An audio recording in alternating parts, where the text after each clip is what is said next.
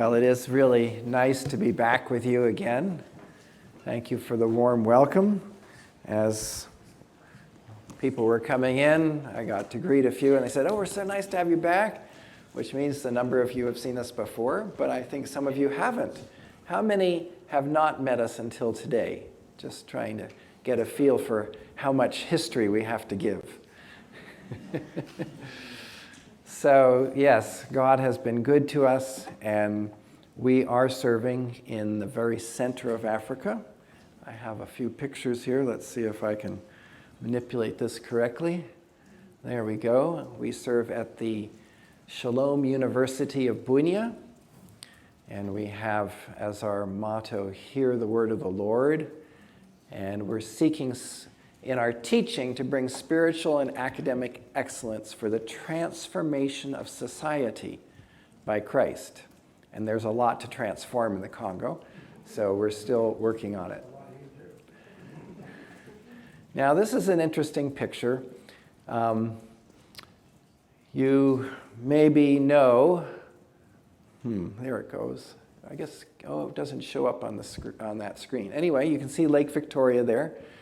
And we're to the left of Lake Victoria, there's a big valley coming down through Africa. That actually starts up at the Dead Sea. It's the Great Rift Valley, comes through Africa. And we are in the big, you see democratic, it's kind of hard, fades out there, Republic of the Congo. We're to the left-hand side of that valley in a city called Bunia, which is circled here. And so we're up in the mountains. The climate is beautiful. It's on the equator, year-round. It's very pleasant, weather-wise, but we have a lot of problems. People don't come to retire there or vacation. And part of the problems are caused by the ethnic diversity. Now, the U.S. has a lot of ethnic diversity, but you remember, we're a melting pot, and everybody came in. And yes, there's still some peoples that are more distinct, but we don't all, we don't have little enclaves of people. Yes, I know the Dutch live in Holland, Michigan, and things like that, but they've assimilated, right? But here you can see 14 tribes that speak different mother languages, all within shooting distance, literally, no, not quite, of Bunia. And this creates conflict. This is creating conflict. And as we came in this time, we found millions of displaced people in our province. Our province has 5 million people. 30% of them are not in their home tonight. They're in camps. They're living with relatives in the city. And Dana focuses on community work and medical training. So we take Mission Aviation Fellowship. I understand this church has some relationship with people in MAF. There you are, yes.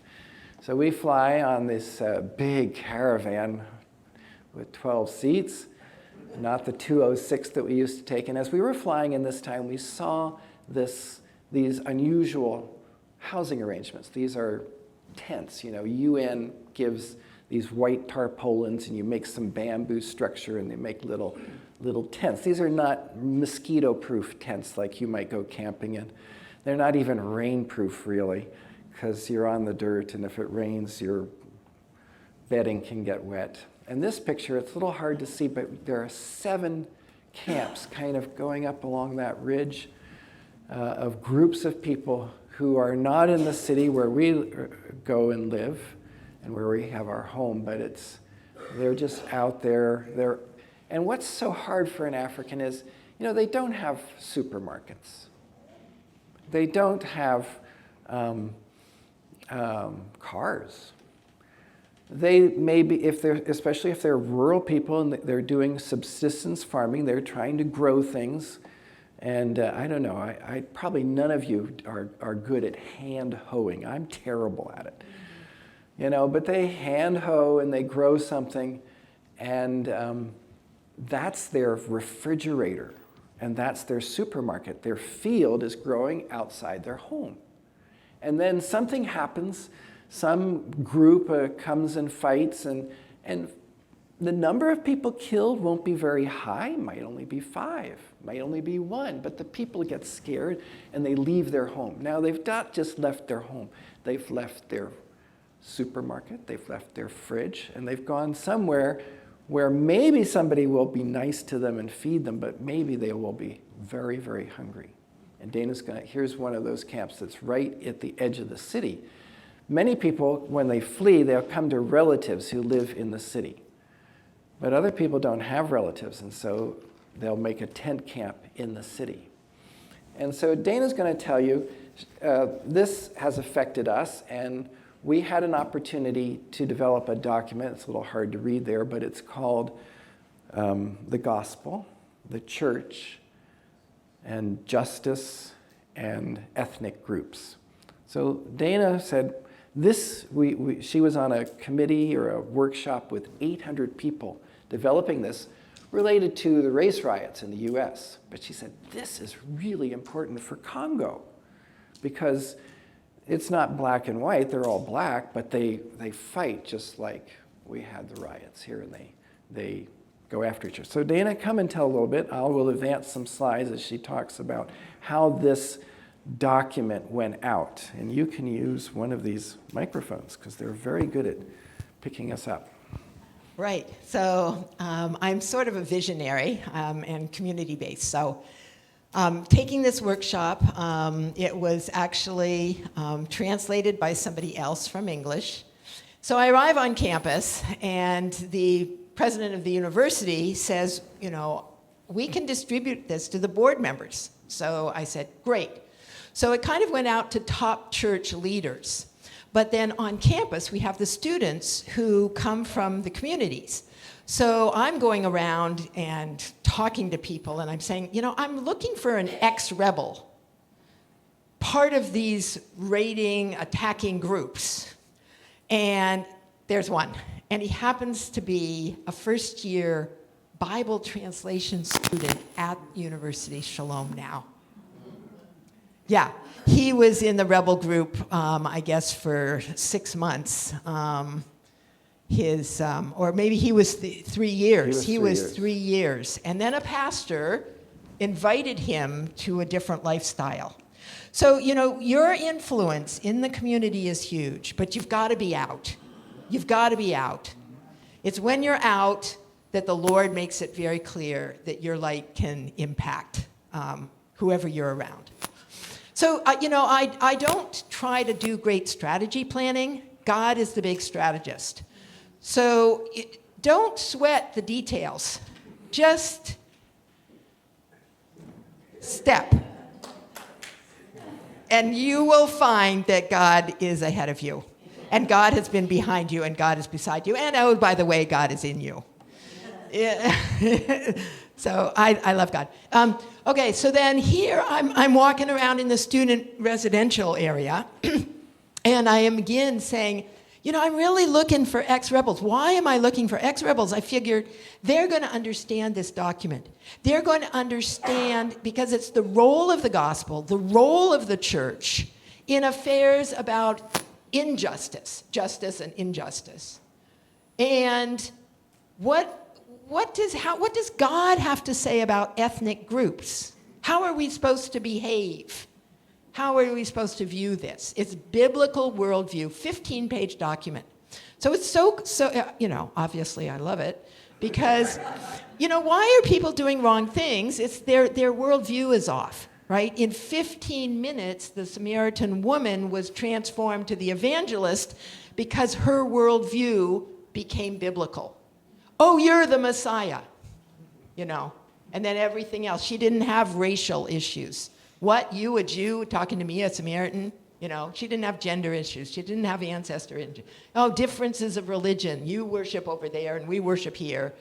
All of that fell away when she got biblical worldview. You are the Messiah. Oh, okay. So anyway, this is, I love putting out the literature. So Ted's got a big sermon planned. Not that big. But I really want you guys to go out. I really want you guys to go out. So I went out once totally for my selfish reasons. Because of this document, I now want it to go down to the grassroots level. So it was introduced in Congo in October, and then we were back out there again in March, and because we don't live there all the time anymore. But anyway, so I'm praying, and I have this, I think that the Bible, Wycliffe translator people should run with this, and I want it to be a radio program now, because the people need it to hear it. They won't read it so well. And so I thought, okay, it's a win-win. They need to mobilize their communities. They will understand that the Bible speaks to their problems if they can get access to seeing what God says about justice and injustice and what God says. But Wycliffe said, no, we're understaffed. Pray for Wycliffe. They're understaffed. Can't do this. Death of a vision. It's like, death of a vision. But the death of a vision can be really good. Don't worry about death of a vision, right? Because God has a better thing. You just have to, again, do what? Yeah. Okay, so we're stepping out, and so I'm told that this pastor in the yellow shirt, they said, go to him.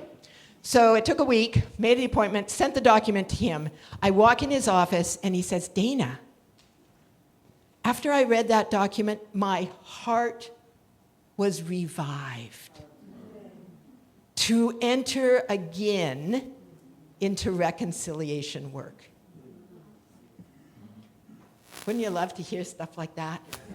But what's it take, guys? Okay, so he took it on, but other advisors said, Dana, you've got to have a strategic audience in mind for this radio program.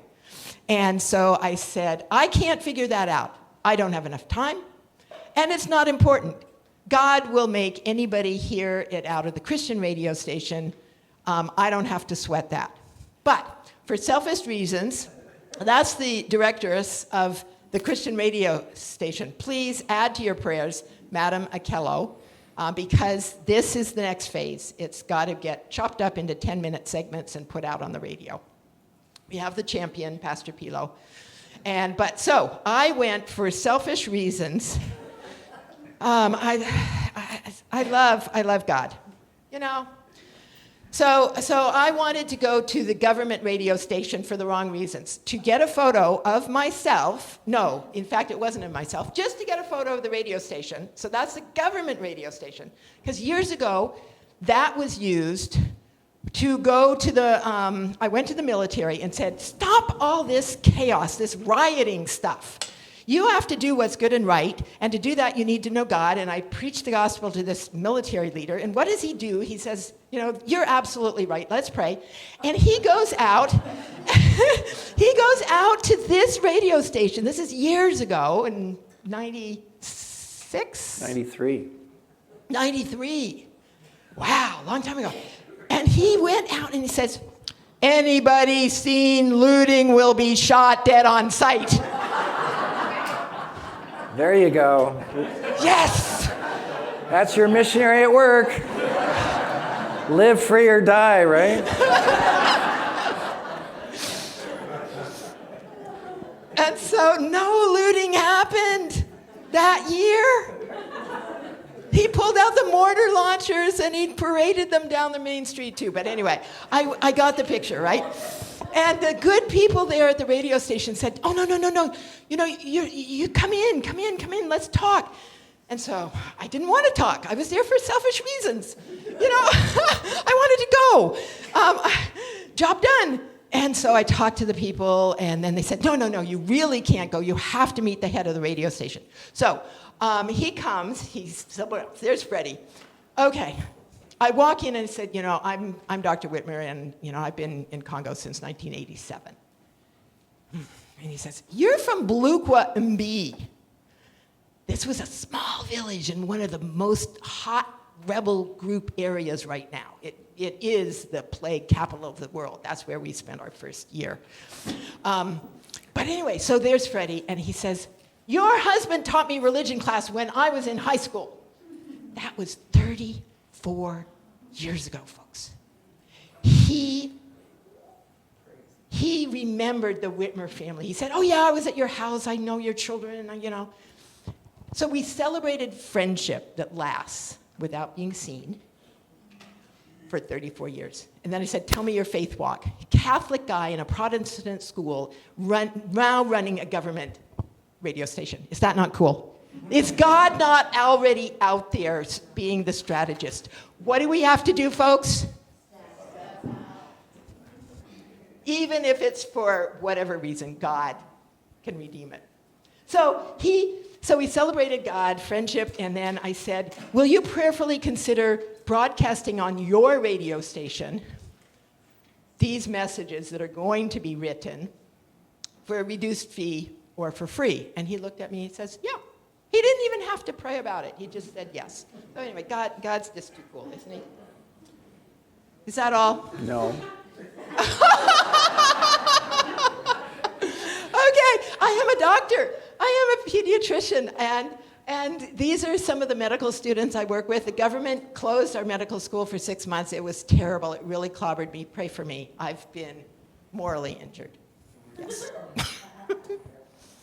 But we've got some new missionaries that are also displaced missionaries living in our house in Bunya. And so they are very community-oriented. So we went out to one of these internally displaced people camps. See, they're just, ramshackle little dwellings. Go ahead. This one's been there for 3 years. So it's more advanced, very much more advanced. But they still have white roofs, yes. tarpaulin roofs. The goal was go and find malnourished children under the age of 10. It's part of the outreach for the medical students to get a heart for the community. There was measles outbreak, malnutrition. We found, 87 malnourished kids in 3 hours. It was very easy to find them. But as we were leaving, too, there was a monkeypox, suspect monkeypox case. You're hearing about all the monkeypox. Well, there he is, cute kid, 10 years old. But scarred for life. So we're because it's like smallpox. Think smallpox. Yeah, it's the cousin of smallpox. So, and they don't have a good vaccine for it yet, except the smallpox vaccine. Anyway, so a mother died in that camp because there was no local maternity. So I went on this day that was my selfish day, I went to the government hospital to report the monkeypox suspect case. This was a 5-day-old orphan girl. Her mother had died in the camp. But there's a Catholic orphanage, and I love being out there and helping them as well. So it was very reassuring to see that baby was well taken care of. People in the developing world need help. This is baby Nema, who was thrown down a new outhouse hole because she wasn't wanted. Talk about unwanted babies. Okay, guys, what are you going to be doing now that we need to be caring for these unwanted children that are going to be living more? Praise God, because we need to. We're going to step out and care for the orphans. Okay, become foster parents, please. So more medical students, so we're working with that. He's we're waiting for the first class to graduate from the medical school. And there's girls, guys. So I enjoyed working and presenting documents. I write documents also that are medical education stuff it's doing. How to prescribe medicines, how to take lab things. All right. She wants to stop. That's fine.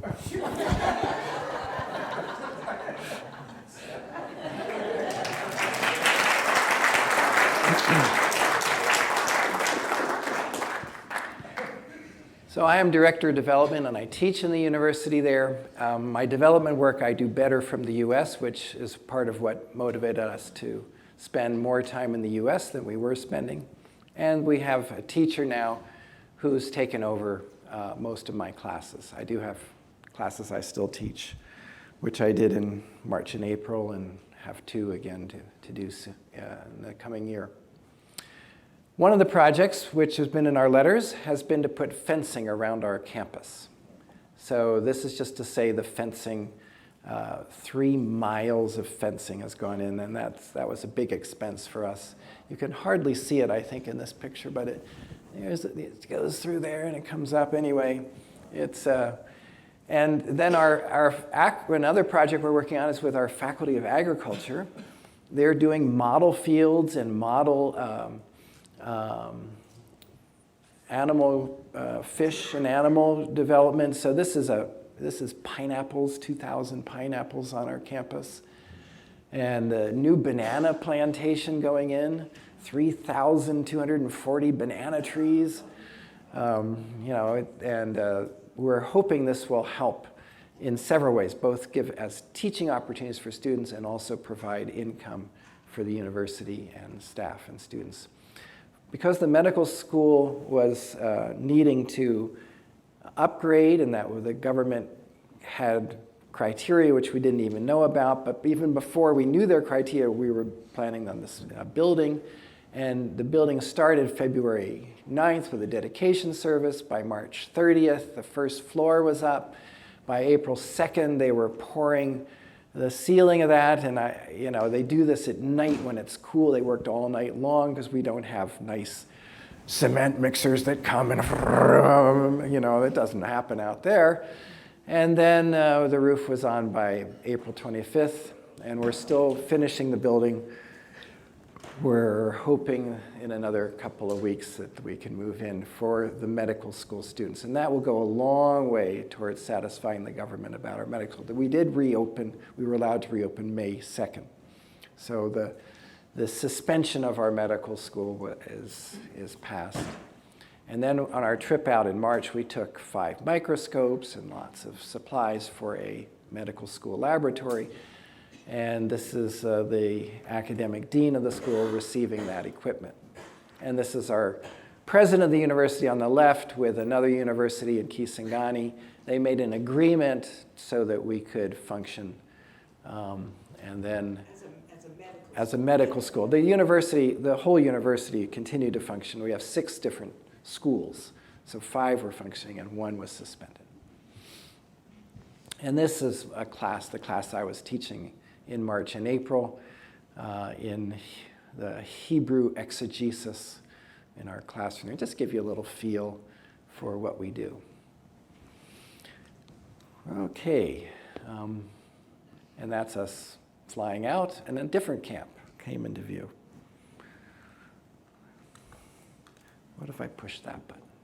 No, that doesn't do that. Okay, you can let us go back now, and I want to look at one passage with you. A famous passage, I think, and yet I think there's a new insight. There's always new things to learn in God's Word. So we're in Hebrews chapter 11 into chapter 12. And I'd like to read from verse 32, Hebrews 11:32. Of course, Hebrews 11 is called the chapter of faith. It talks about all the great heroes of the faith. Who are your idols today? They're music idols, they're sports idols. These are the Bible's idols. It's Abraham and it's Moses. And then after talking about the idols, the heroes of the Bible, in verse 32, he says, "And what more shall I say? I do not have time to tell you about Gideon, Barak, Samson, Japheth, David, Samuel, and the prophets, who through faith conquered kingdoms, administered justice, and gained what was promised, who shut the mouths of lions, quenched the fury of the flames, and escaped the edge of the sword, whose weakness was turned to strength, and who became powerful in battle and routed foreign armies." So those were great successes, weren't they? Women received back their dead raised to life. Others were tortured and refused to be released so that they might gain a better, resurrection. The persecuted. We have the persecuted church today. There's a group of rebels in Congo who are Muslim-based, and they go and attack churches and Christian groups. Some faced jeers and flogging. Might it be only that? While still others were chained and put in prison. They were stoned, they were sawed in two, they were put to death by the sword. They went about in sheepskins and goatskins, destitute, persecuted, and mistreated. The world was not worthy of them. They wandered in deserts and mountains and in caves and holes in the ground. These were all commended. It's not just the ones who quenched the fire or who stopped the mouths of the lions. The ones who died too, these were all commended for their faith. Yet none of them received what had been promised. That's what we want to think about more today, is what is this? What is being promised? These were all commended for their faith, yet none of them received what had been promised.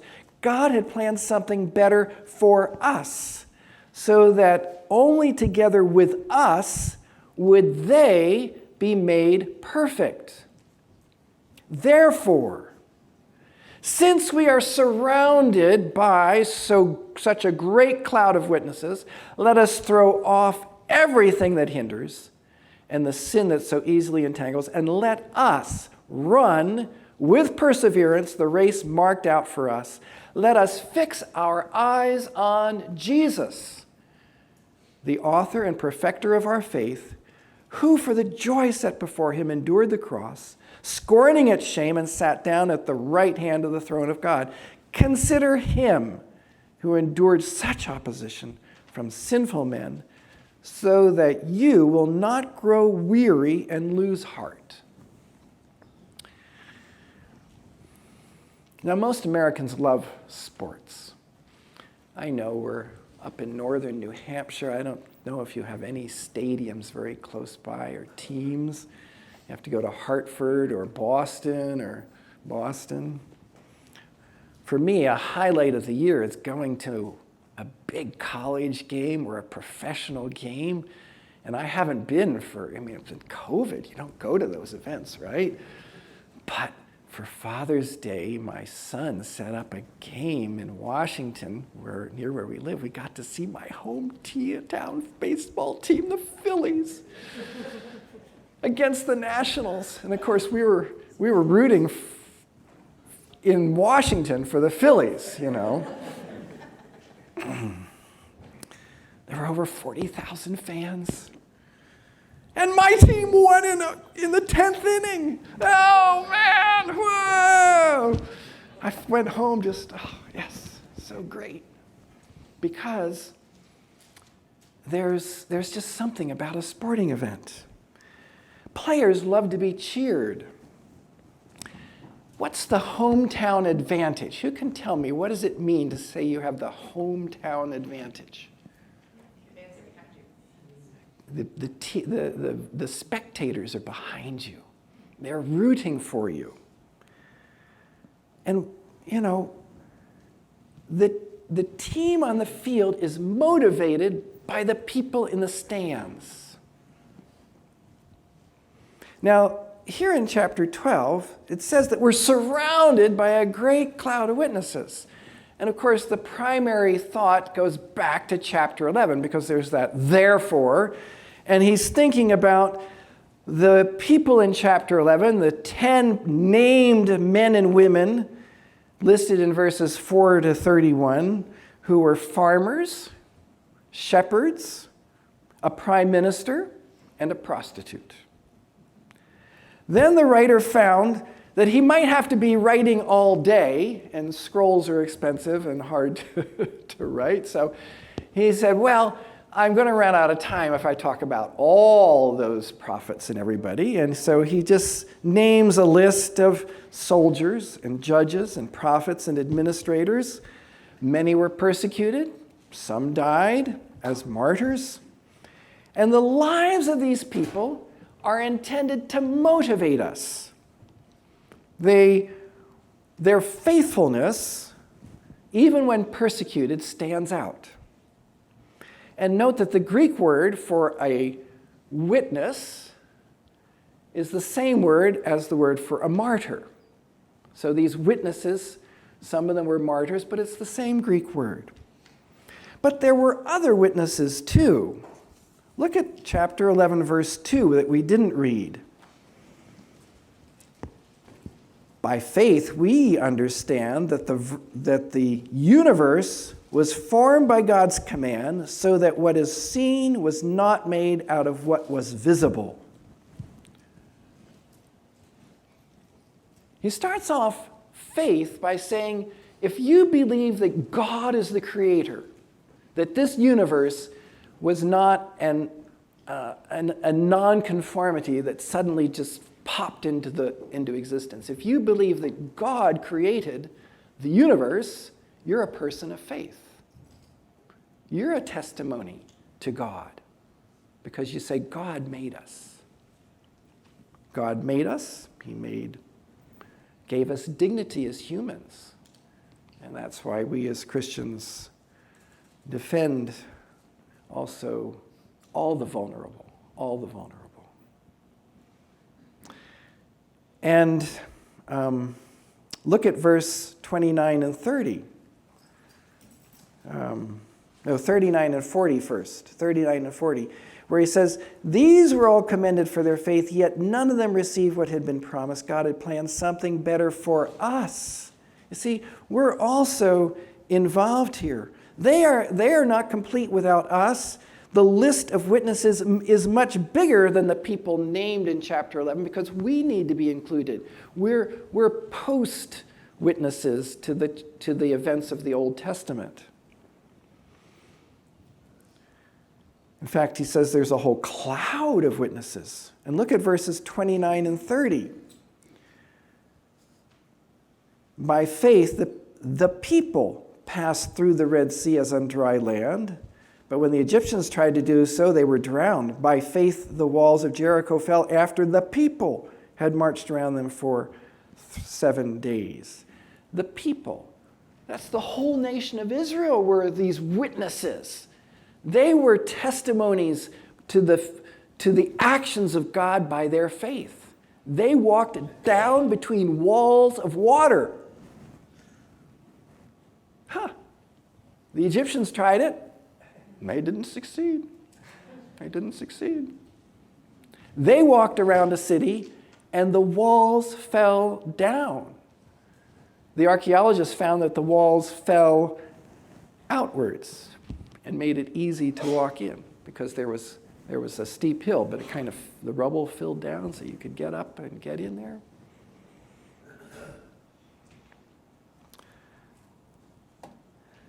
In fact, this great cloud of witnesses gives this image of a sports stadium. The great cloud of witnesses surrounds us. And in this sense, we can say that all of the saints, who are all the saints? And when the saints go marching in, you see, you read the New Testament, and Paul is always addressing the saints at Colossae, and the saints in Ephesus, and the saints in Corinth. It was all the people who were believers become saints. It's not just a few super spiritual people, missionaries. They're not the saints. We're all saints if we've believed. And these saints are in heaven, and all believers are witnesses to God's acts in their lives. But there's more. You see, chapter 12, verse 1 borrows from the images of the Roman amphitheater. I've been to Rome and seen the Colosseum. It could seat 50,000 people, like a modern stadium. And the Circus Maximus could seat 150,000 people. The Rose Bowl only seats 100,000. And so they had these events where the spectators would be there and cheering for their gladiator or for their whatever. And now he says, we are surrounded by these cloud of witnesses. And the image is that we have the home team advantage. Ooh. That's just to wake you up. We have the home team advantage. That you're like here in the stadium, you're rooting for me to give a good message, and Dane, of course, gives the better one. But, we're here surrounded, we're all here now surrounded by a bigger stadium of the heavenly witness.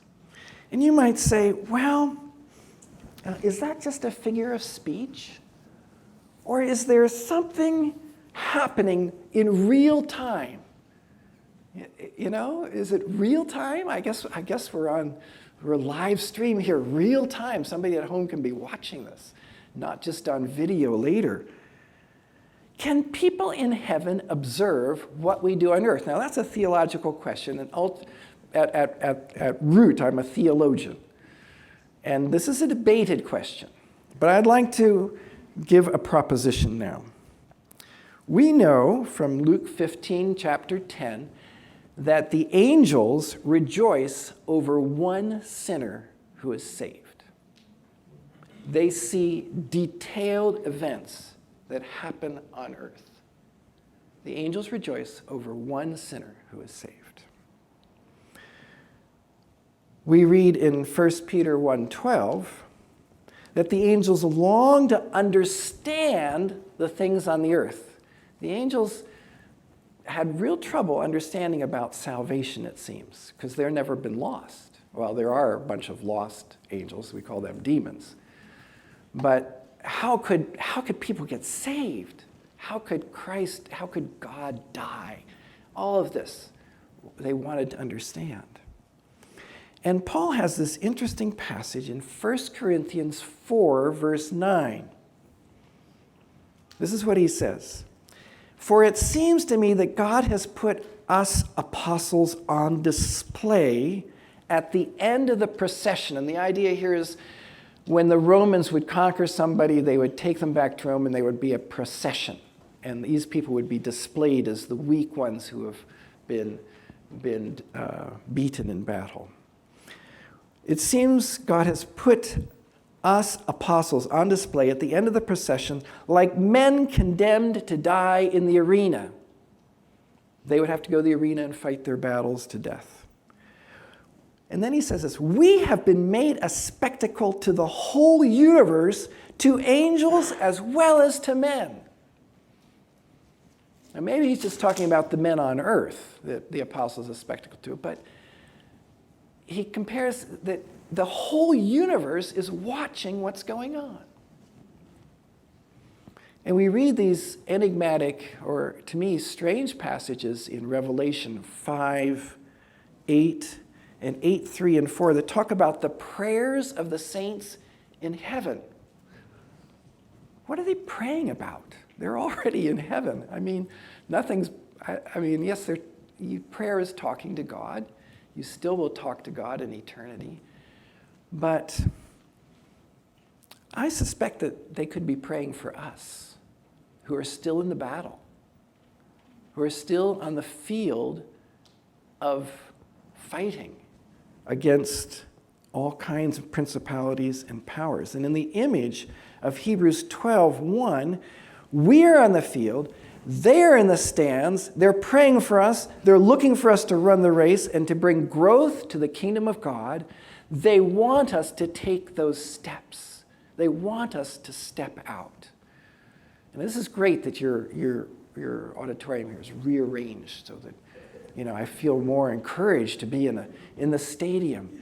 And that's just a small taste of what it's like. And if you can get that image, that when you step out, the saints in heaven, and if all of you can share, I did this, and you pray for one another, you get to be encouraged with a hometown advantage. How are we going to do it? Well, there's some directives here in chapter 12 of Hebrews about how to run the race. The beginning, it says, get rid of the sin. It just bogs you down. You know, what are you doing that you shouldn't be doing? Get rid of the sin. We're still sinners. We're going to sin. But don't be willfully continuing to do something. And if your young people don't start it, it's harder to stop than it is not to start. Get rid of the sin. And then he says perseverance. And there are two words for perseverance, patience and perseverance in the New Testament. And this one is the one, it's just been 4th of July, hasn't it? You know, watermelons are boring anymore. They don't have seeds. When I was little and we had all those black seeds, you know, we'd spread them around on the, you'd have sort of not a linen tablecloth, but a vinyl tablecloth, and they'd be wet and there'd be some seeds there. Then you could put your finger on the watermelon seed, and you ever do that? You get it to spit out. You see if you can shoot your brother. Don't do that. No, don't do that. I don't want to encourage you to evil. And this is the word for perseverance, of remaining under pressure. It's like you put your thumb on the seed and it doesn't spit out. That's the kind of perseverance that we're to have. The pressure is there. When we were just in Congo, it was a hard time compared to other times that we've been there. We came back, as Dana said, morally injured. The medical school had been attacked inappropriately by the government. And they had to save face in rehabilitating us. They couldn't just say, oh, yes, we made a mistake. No. It was a long 6-month process. And there were other things going on. We had a hard time, but remaining under the pressure. That's what he said. Set aside the sin. Persevere. Things will not be easy. And the Christians were going to have it harder. You know, if you were in favor of the Roe versus Wade decision being overturned, be sure that those who were not in favor of it will be pushing back hard. There's going to be more, the polarization in America will go on. And we need to, I think we need to make the killing of the unborn unthinkable for everybody, just like racism is unthinkable now to everybody. We need to keep working at it.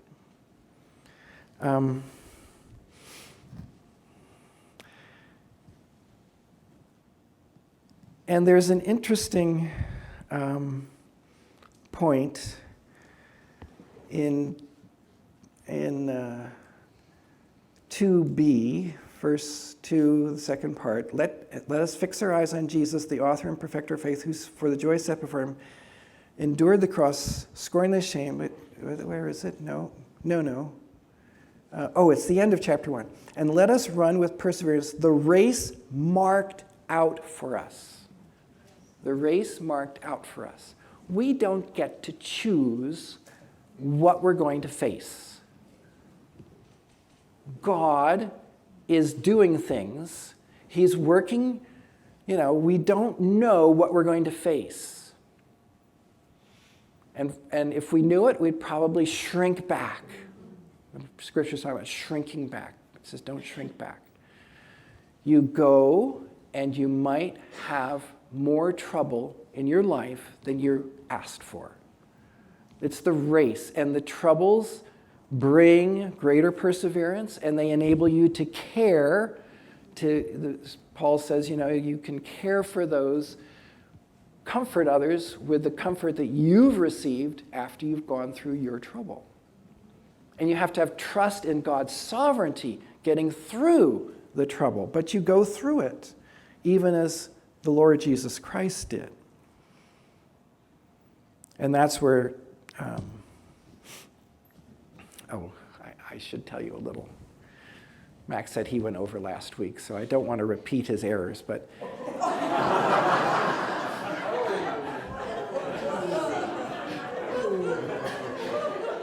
there's a race every year in Africa called the Rhino Charge. And The goal of the race is not a speed race. It's a vehicle race that have to go through the hardest terrain that they can find in Kenya. And the race is to support the protection of the rhinoceros, which is being hunted to death by poachers. And so they get 30 or 40 teams who have four-wheel drive vehicles. I know lots of people up here like those four-wheel drive vehicles. But they plot a course to 20 spots, and the race is to go to each spot from sunup to sundown in the shortest possible distance. And there'll be 2 spots on either side of a ravine. And so the car bounces down the ravine, and then they winch it up the other side, and they have to go in the shortest possible distance. That's the rhino charge. Well, the race is not set by the contestants. They would pick a much easier course. They would say, I'm going to go down the ravine, not across the ravine. But the authors of the race set the course. And the people who run the race, they say, yes, I'm going to go across that ravine. I'm going to do it. I can do it. And they plan all year how to make their vehicle able to go up a cliff, things like that. And it can be really hard, as was the race of Jesus. That's what verses 2 and 3 say. We have to fix our eyes on Jesus, because what did he do? He endured such opposition from sinful men. We just can't imagine. I don't have time to go into all the pain and suffering of a crucifixion. It was the horriblest death, reserved never for Romans, only for the worst criminals. And we are supposed to focus on Jesus. So we get rid of sin, we persevere, we don't get to choose the race, but we run the race looking to Jesus in the stadium. We're looking ahead. I hope you all have seen the movie The Chariots of Fire. And Eric Liddell, how does he run? Is he looking over his shoulder? No, he's looking up as he runs crazy and wins the race.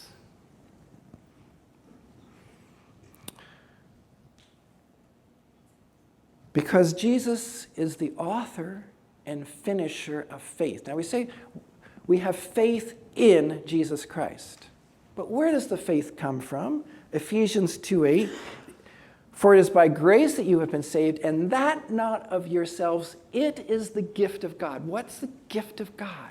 The faith that you have is a gift. Even that is a gift. He's the author of faith.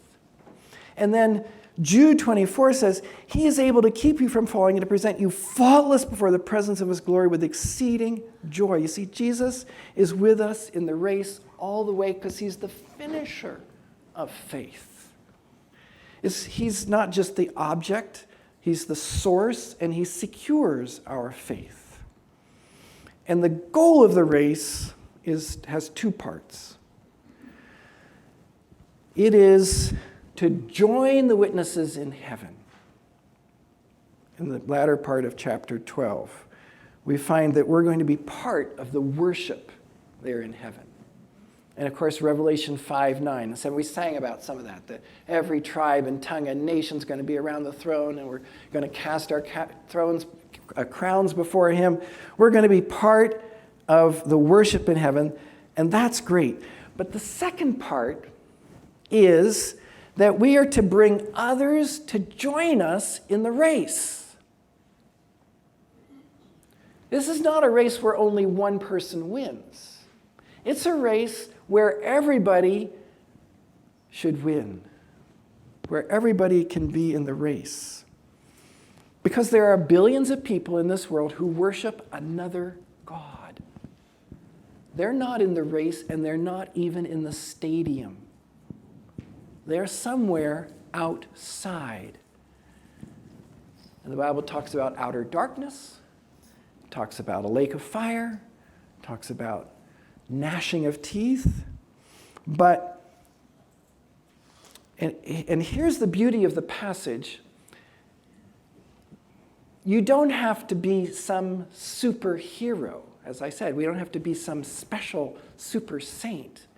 We can just be farmers, shepherds, a prime minister, a prostitute who gets saved. We can be soldiers, judges, pastors. We can be engineers, nurses, sales clerks, repairmen.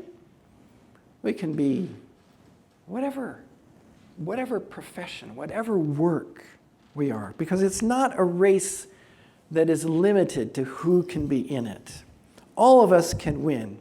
And as John Piper has said, missions exist because worship doesn't.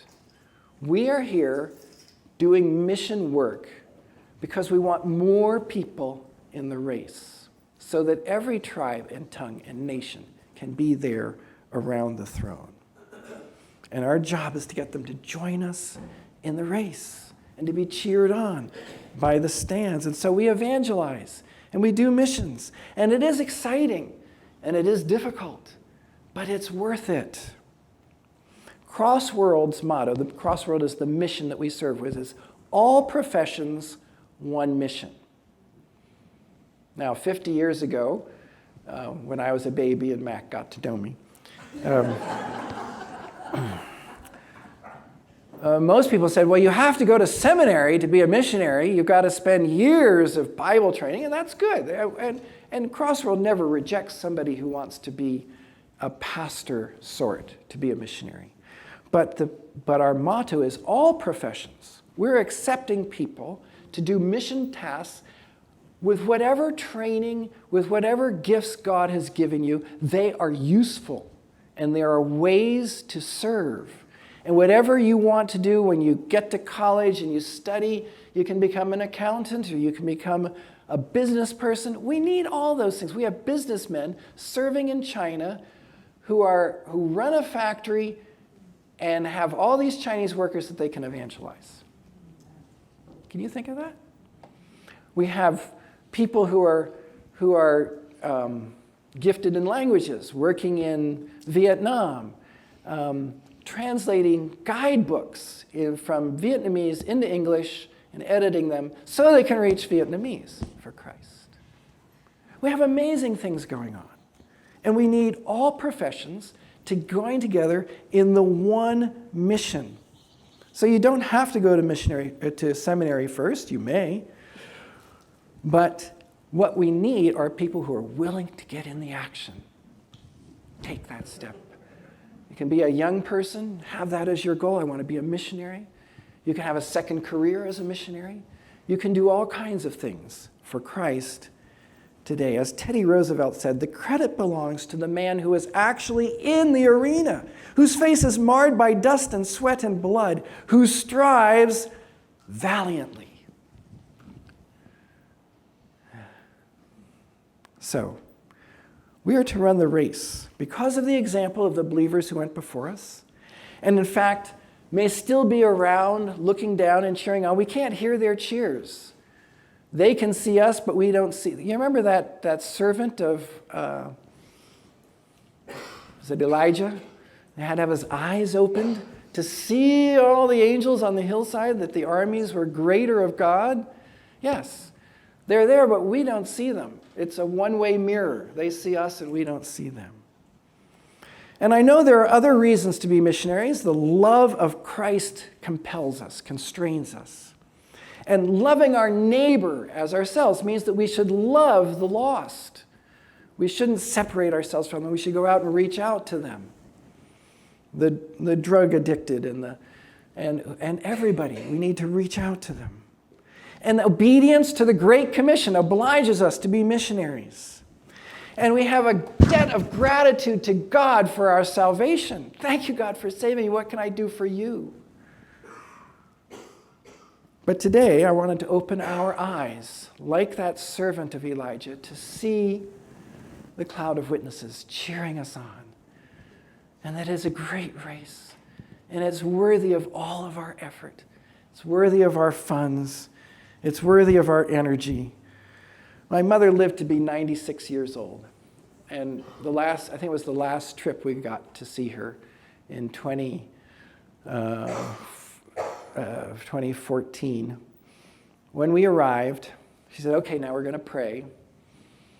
And she prayed, God, thank you that we can all be emissaries. I mean, that's almost an outdated word, isn't it? We can all go out for the name. Now, she's sitting in her home. She has no energy to go out. She was on the church visitation team doing door-to-door evangelism until she was about 90. And they said, you're having trouble getting home after these, aren't you, Audrey? You need to stay home now. But she still wanted to be out in the arena. My wife, as a child, was touched by this hymn, and I'll close with it. It says, I sing a song of the saints of God, patient and brave and true, who toiled and fought and lived and died for the Lord they loved and knew. And one was a doctor, and one was a queen, and one was a shepherdess on the green. They were all of them saints of God. And I mean, God helping, to be one too. They lived not only in ages past. There are hundreds of thousands still. The world is bright with the joyous saints who love to do Jesus' will. You can meet them in school, or in lanes, or at sea, in church, or in trains, or in shops, or at tea. It's a British hymn. For the saints of God are just folk like me. And I mean to be one too.